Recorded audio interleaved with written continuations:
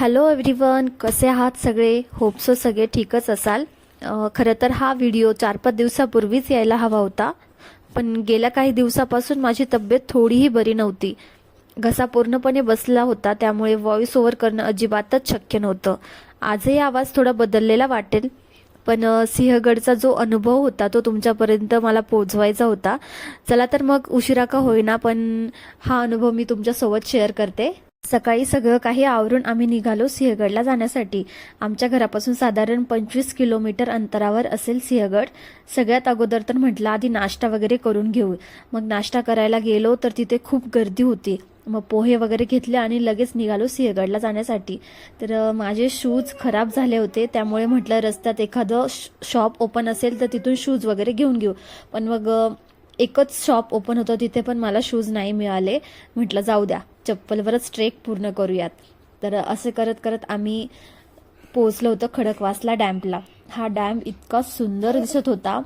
त्यात हे थंडीचे दिवस असल्यामुळे ऊनही कमी होतं, त्यामुळे रस्ताही इतका छान वाटत होता जाण्यासाठी. बाहेरचं वातावरणही खूप छान झालेलं होतं. नाहीतर एरवी पुण्याच्या त्या ट्रॅफिकमधून बाहेर पडून आज रस्ते एकदम रिकामे बघायला मिळत होते. नेहमी हॉर्नचे आवाज आणि गर्दी बघणाऱ्या डोळ्यांना आज ही शांतता खूपच छान वाटत होती. सिंहगडच्या दिशेने जाणारा हा रस्ता गडावर जाणं इतकाच सुंदर होता. आणि आरूही खूप एक्साइटेड होती जाण्यासाठी, कारण तिला वीकमधून एकच दिवस बाहेर जाण्यासाठी मिळतो, त्यामुळे ती खूप हॅप्पी असते. जर तुम्हालाही ट्रेकिंगची आवड असेल आणि इतिहासाच्या पाऊलखुणा जवळ अनुभवायच्या असतील तर सिंहगड हा एक सर्वोत्तम पर्याय आहे. आजच्या या व्हिडिओमध्ये आपण गडाची पायवाट, तिथली खाद्य संस्कृती आणि गडाचा देदीप्यमान इतिहास बघणार आहोत. चला तर मग. आम्ही तर 2 व्हीलरवर गेलो होतो. 4 व्हीलर पण तुम्ही घेऊन जाऊ शकताय वरती.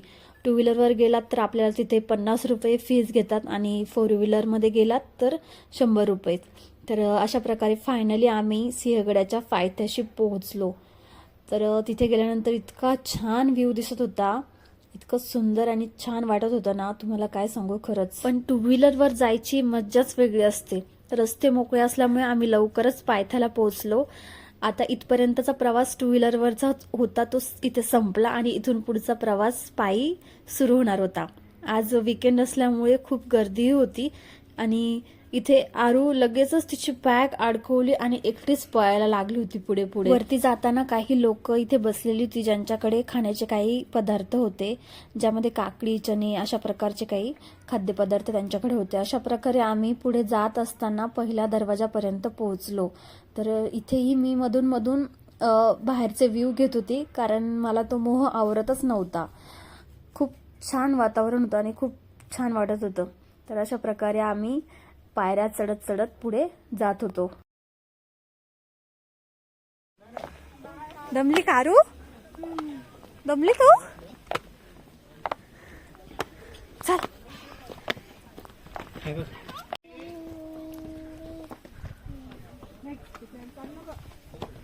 सिंहगडाच्या पहिल्या दरवाजापासून आम्ही थोडंसं पुढे चालत गेलोच की दुसऱ्या दरवाजापर्यंत पोहोचलो.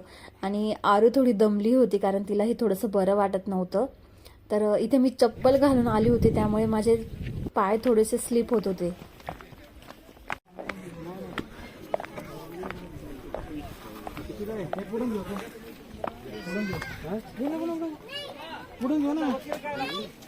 ए चल पुढे घ्यायचं, चल आरू पुढे, छान आहे पुढे पुढे घ्यायचं, चल. फायनली आम्ही वरती पोहोचलो आणि इथे बघू शकता, इथे छोटे छोटे खाद्यपदार्थांचे स्टॉल लागलेले होते. आणि असं तर होणारच नाही, लहान मुलांनी काही बघितलं आणि ते मागणार नाही. तर इथे लगेचच आरूने हट्ट लावला की मला काहीतरी घेऊन द्या. मग आम्ही तिला अननसचे स्लाइस घेऊन दिले. आम्ही सगळ्यांनी इथे खाल्ले.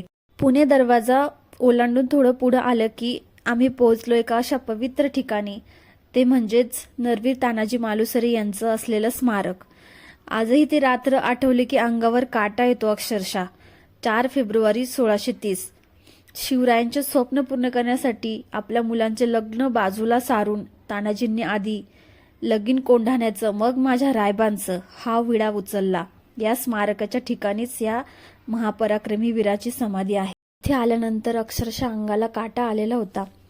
आणि इथे असलेल्या भिंतीवरही तुम्हाला काही माहिती बघायला मिळेल.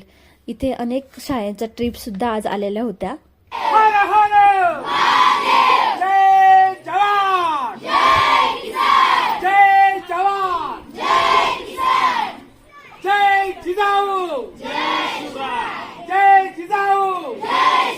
तानाजी मालुसरे यांच्या स्मारकाजवळ उभे असतानाच तिथे आलेल्या शाळेतल्या काही मुलांनी शिवगर्जना केली, म्हणजेच जय भवानी जय शिवाजी अशी घोषणा द्यायलाही सुरुवात केली.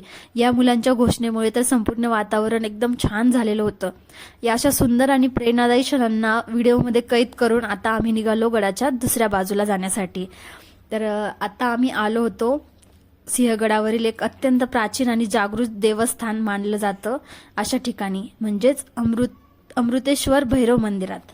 मंदिर खरोखरच खूप सुंदर दिसत होतं.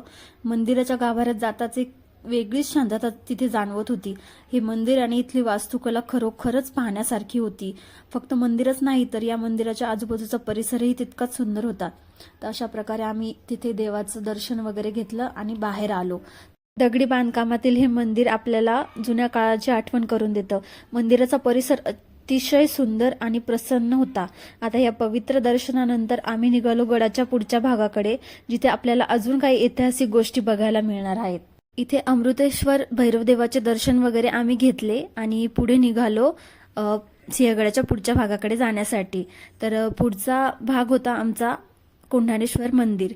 तर इथे आरू आमची खूप एन्जॉय करत होती. तिला खूप मज्जा वाटत होती हा गड चढायला. पण ती थोडी आजारी होती. आजारी म्हणजे तिला सर्दी वगैरे झालेली होती नॉर्मल, तरीही ती चालत होती. मंदिराकडे जाताना वाटेत दोन्ही बाजूंना खूप गवत वाढलेलं होतं, पण त्या गवतामध्ये उमगलेली छोटी छोटी रानफुले खूपच उठून दिसत होती. ह्या पायऱ्या चढताना मला खरोखरच थाप लागत होती.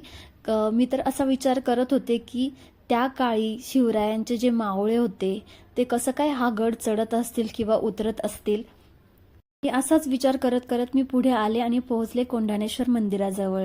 तर तुम्ही इथे बघू शकता, तुम्ही जिथेही जाल ना सिंहगडावर कोणत्याही स्पॉटला, तर तुम्हाला जागोजागी असे बोर्ड दिसतील जिथे तुम्हाला त्या स्पॉटबद्दल थोडी माहिती मिळेल. हे मंदिर खूपच जुनं आणि पुरातन आहे. तिथली शंकर देवाची मूर्ती पाहून तर मला एक क्षण असंच वाटलं की महादेव आता डोळे उघडतील आणि आपल्याकडेच बघतील की काय.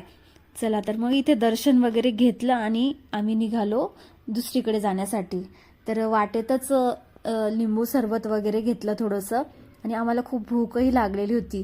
तसं तर गडावर तुम्हाला गेल्यानंतर तिथे जागोजागी पिठलं भाकरी वगैरे असं काही मिळतं, पण आम्ही आमच्यासोबत ना मी चपात्या वगैरे करून घेऊन गेलेली, पण मग त्या आम्ही गाडीतच विसरलो. आम्हाला माहीत नव्हतं की वरती गेल्यानंतर अशी पण काही व्यवस्था असेल जिथे आपण बसून जेवण वगैरेही करू शकतो. इथून पुढे आल्यानंतर आम्हाला दिसले टिळकांचे घर.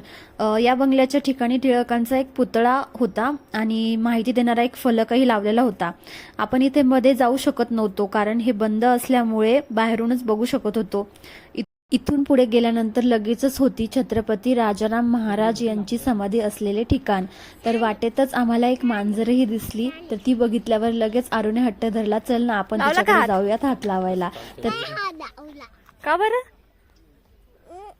चला आपण तिकडे लावू. तिकडे छत्रपती राजाराम महाराज यांची समाधी गडाच्या अगदी माथ्यावर होती आणि टिळक यांच्या बंगल्याच्या अगदी जवळही होती. छत्रपती शिवाजी महाराजांचे दुसरे पुत्र असलेल्या राजाराम महाराजांचा मृत्यू याच सिंहगड किल्ल्यावर झाला होता. त्यानंतर याच ठिकाणी त्यांची समाधी बांधण्यात आली होती. पुढे आम्ही निघालो सिंहगडाच्या दुसऱ्या ठिकाणी जाण्यासाठी. पुढे आल्यानंतर इथे आम्ही बघितली होती घोड्याची पागा. आतून ही जागा एका मोठ्या गुहेसारखी आहे. मुळात एक प्राचीन आणि अपूर्ण खोदलेली गुंफा होती ती, जिचा वापर नंतरच्या काळात घोडे वगैरे बांधण्यासाठी केला गेला जात होता. त्यामुळेच या जागेला घोड्याची पागा असे नाव दिलेले होते. इथे खूप पाणी वगैरे होतं आणि त्या पाण्यामध्ये खूप कचराही होता. घोड्याची पागा बघून झाल्यानंतर आम्ही लगेचच गेलो तोफखाना बघण्यासाठी. गडावरील मुख्य भागात पुणे दरवाजातून आत आल्यावर आणि घोड्याच्या पागेच्या जवळ हे ठिकाण आहे. त्या काळी येथे तोफा, दारुगोळा आणि युद्धासाठी लागणारी शस्त्रे साठवली जात असत. आज या ठिकाणी त्या काळातील दगडी बांधकामाचे अवशेष तुम्हाला पाहायला मिळतील.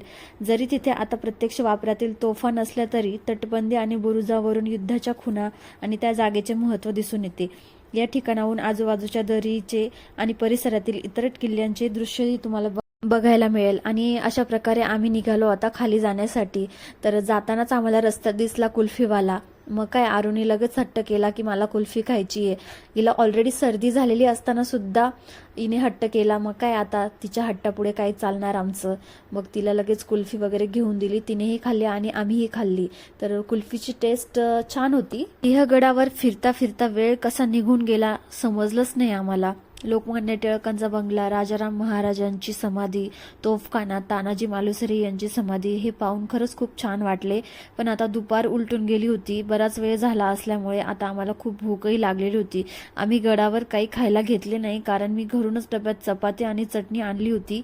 पण आम्हाला माहीत नसल्यामुळे आम्ही ते गाडीमध्येच ठेवले होते. आणि आरूही खूप दमली होती चालून चालून. काही ठिकाणं आमची बघायची राहून गेली. असो, त्यानिमित्ताने का होईना परत आमचं येणं होईल सिंहगडावर. तर अशा प्रकारे आम्ही निघालो परतीच्या प्रवासाला. मी तर सगळ्यांना एकच सांगेल की प्रत्येक पालकाने आपल्या मुलांना अशा ऐतिहासिक ठिकाणी घेऊन जायला पाहिजे. त्यांना प्रत्यक्ष इतिहास दाखवला की तो जास्त चांगला समजतो आणि आपली संस्कृती त्यांच्यापर्यंत पोहोचते. ऍक्सिडेंट झालेला बघितला. खरोखरच हा रस्ता खूप वळणाचा रस्ता असल्यामुळे इथे वाहने सावकाश चालवत जा. जरी तुम्ही 2 व्हीलर किंवा 4 व्हीलरमध्ये येत असाल तर कृपया करून आपली वाहने सावकाश चालवत जा. तर आरू इथे झोपून गेलेली होती आणि रस्त्यामध्ये आम्ही एका ठिकाणी थांबून मस्तपैकी जेवण वगैरे केलं आणि निघालो घरी जाण्यासाठी. तर असा होता आमचा सिंहगडचा ट्रेक. जर तुम्हाला हा व्हिडिओ आवडला असेल तर नक्की माझ्या व्हिडिओला लाईक करा आणि शेअर करा आणि माझ्या चॅनलला सबस्क्राईब करायला विसरू नका. तर भेटूयात पुढील नवीन अशाच व्हिडिओमध्ये. तोपर्यंत काळजी घ्या.